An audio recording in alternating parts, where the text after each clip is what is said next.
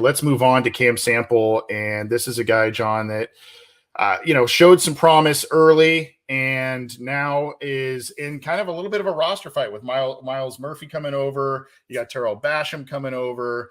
You still have Jeffrey Gunter, who flashed a little bit last year, and then of course you've got Joseph Osai. So you've got a crowded room.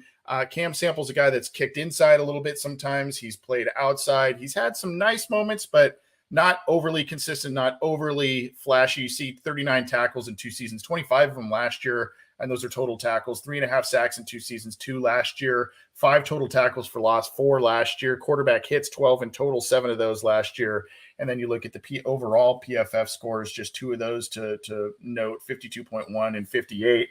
Had some, it did show a little bit of growth, in my opinion, last year. I mean, not exponential growth, but did kind of show some things that he belonged on the field a little bit more frequently than he did as a rookie. We'll look at a couple of nice plays from him, both against the pass and the run here in just a second. But his as a guy that I think a lot of people are like, yeah, he's a decent player. He's a nice guy to have around. He's in it. This is a run game. And by the way, the Bears, there's another one coming up here that I think we'll cringe at in just a second. Again, here's Montgomery. He kind of crashes in off the edge. Montgomery gets about 3 or 4 yards, so he gets positive momentum, but nothing crazy here. And then, of course, the play that broke everybody's hearts here. But I show this because really look at the pursuit. Let's go back to that real quick. And I don't want to rehash that, but if you look, he's on the backside of this play. He's up here. And so he comes around and chases him, and Fields is not a slow guy.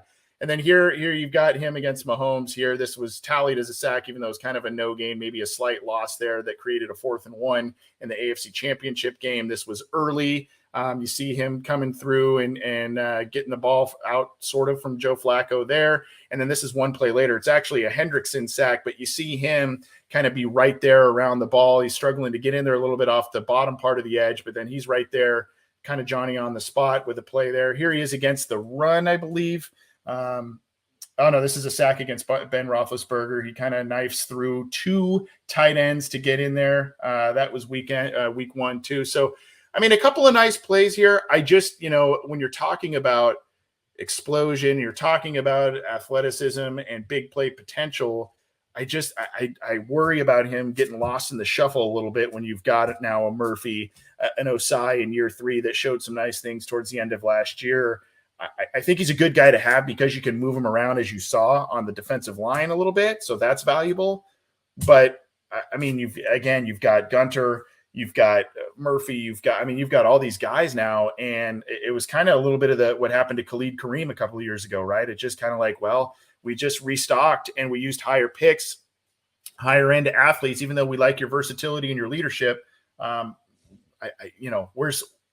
What's the role this year, Yeah, and I like how you brought up Kareem because a similar fate could be had for Cam Sample. Like, there was nothing wrong with Khalid Kareem.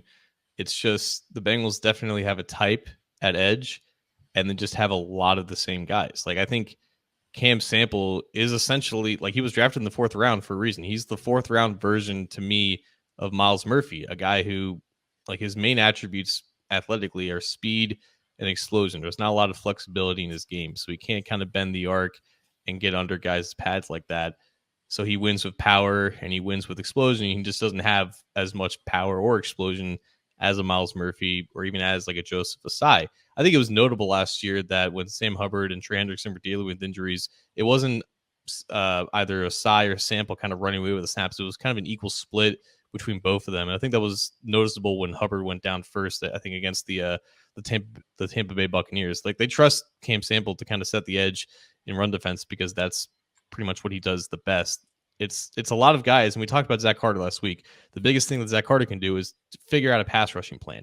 That's also the biggest thing that Cam Sample can do because, again, dimensions wise, he fits what Lou Narumo, Marion Hobby, what they look for in defensive linemen, specifically edge rushers to a T. He's about 6'4.5", 270 pounds, pretty decent length, but he wins with power and he can mush rush guys like Lamar Jackson. He can close in on the pocket, but he doesn't really make that much of an impact in the first couple seconds as a pass rusher, which is ultimately what, it can make the difference late in the game against a guy like Patrick Mahomes. And that's why there's probably more value with Joseph Ossai because he showed flashes of developing a plan as a pass rusher, and he has that more higher end athleticism. So Cam Sample definitely fits into the depth chart because he has the skill set that the Bengals value at that position. But he's like the perfect guy for this type of either boom or bust because if he doesn't show much more than what he has been in the past 3 years, again, there's nothing wrong with that, but you can definitely look to improve because if he doesn't take that step, he just kind of gets lost in the crowd.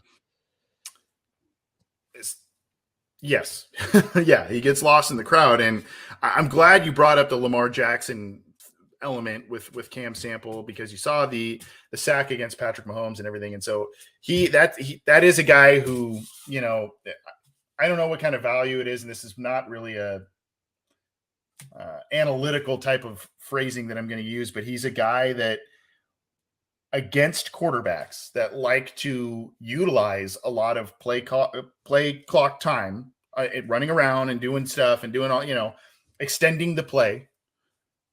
He's a guy that is valuable because he kind of keeps working and he'll muscle his way. You saw it against, against the Steelers there, against Ben. You saw it, against a couple of others, Mahomes, like I mentioned. I mean, I don't really know what you would call that analytically, but I mean, there is a value to a guy like that kind of keeps working through and can give you productive snaps against those types of quarterbacks who extend plays and kind of, run out of their blocking, as we were talking about with Orlando Brown Jr. earlier in the show. It's 100% like when Lamar Jackson popped off against the Bengals in like 2019, it was like Lou and Zach's first year. It was such a wake up call, I think, for them. Like, it's not necessarily about winning early as a pass rusher against these guys.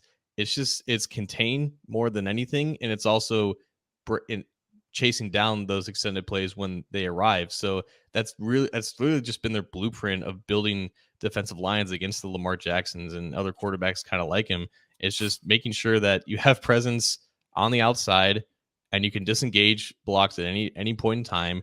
And it's not just about trying to get them out of the pocket. In fact, the more that you keep them in the pocket, the better chance that your defense has at succeeding. And Cam Sample, again, he kind of fits that to a T. I think that's one of the reasons why they identified him. And also, like, no loafs, right? He doesn't loaf around. He's always chasing the ball, like we saw against the Bears, his second ever game in the NFL. So he just fits basically everything that they look for. But again, that position is so crowded now. You signed Terrell Basham. You're going to give Miles Murphy a few hundred snaps this year to give Trey Hendrickson, Sam Hubbard a break. It's a matter of where does he fall in the pecking order. He's probably defensive end 5 right now if you want to put Miles Murphy and Joseph Ossai ahead of them just because they just have more upside. So is he going to compete with Terrell Basham if they're only going to keep 5 defensive ends, or are they going to go heavy and keep 6 and keep Basham, or maybe like a Jeff Gunter, if he has a great preseason, maybe they won't have a choice and they have to keep him, and maybe you cut Cam Sample. We don't really know at this point, but it's, again, another cliche. It's a good problem to have when you have a lot of guys who can make the team and you don't really know how it's going to go down.